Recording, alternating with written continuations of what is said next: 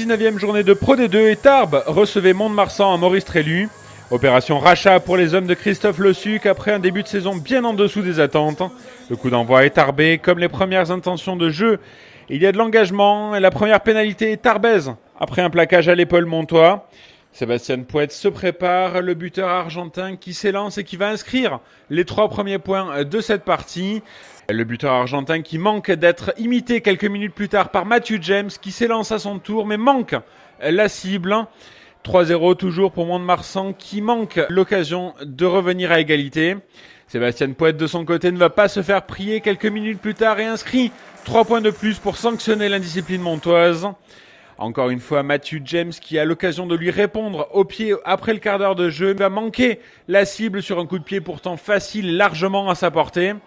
2 échecs au pied pour le buteur montois et un échec au pied quelques minutes plus tard par le jeune arrière Geoffrey Cross qui manque la cible. Il y a précision mais il n'y a pas la distance pour l'arrière du TPR qui manque le premier coup de pied tarbé de cette première période.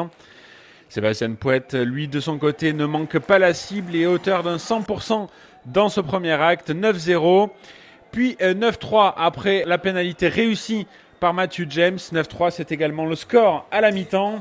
Petit score pour une première période terne et peu enjouée. La faute à des Tarbés fébriles face à des Montois inefficaces sur les derniers gestes qui n'ont pas pu compter sur la botte de Matthew James. Peu en réussite dans cette soirée.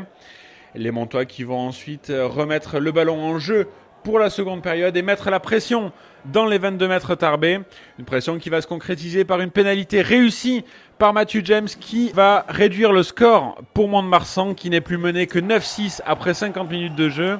Mais ensuite, les Tarbés vont mettre au supplice les Montois dans leurs 22 mètres avec une série de mêlées enfoncées pour le TPR. Et c'est Carlos Muzieu, le pilier, qui va écoper d'un carton jaune pour une succession de fautes, pour une mauvaise liaison et pour un passage au sol à plusieurs reprises. Les Tarbés qui sont en supériorité numérique et les Montois qui ont un avant en moins. C'est l'occasion rêvée pour le TPR de reprendre la mêlée, de mettre au supplice le pack montois. Le pack montois qui recule, qui n'accepte pas l'effort et l'essai de pénalité inscrit logiquement par Monsieur Boyer et les Tarbés qui passent largement devant. Double peine quelques minutes plus tard puisqu'Ormaechea écope à son tour d'un carton jaune pour un hors-jeu volontaire. Double peine puisque Sébastien Pouet de son côté est en grande réussite ce soir et inscrit un 100% au pied. 19-6 après cette pénalité réussie par Sébastien Pouet. Et le calvaire n'est pas prêt de s'arrêter en mêlée fermée puisqu'ici c'est un nouvel essai de pénalité inscrit par Monsieur Boyer. Les Tarbés qui sont très forts en mêlée fermée et qui mettent au supplice le pack montois dans cette rencontre. Et les Montois qui vont tenter de réagir avec ici une pénalité rapidement jouée, une passe manquée. Et derrière, de suite, il y a la pression de Morgan Rubieux, l'ailier du TPR qui fait parler ses cannes et qui est le premier sur le ballon. Et le geste magnifique de Rubieux qui claque le ballon pour Maxime Vaux qui n'a plus qu'à aller aplatir le ballon entre les perches. 31-6 et l'addition commence à être de plus en plus salée pour Mont-de-Marsan qui jusque-là avait fait jeu égal avec le TPR. 33-6 après la transformation et l'essai en fin de match de Delay n'y changera rien si ce n'est qu'il prive le TPR d'un bonus offensif qui lui aurait fait beaucoup de bien.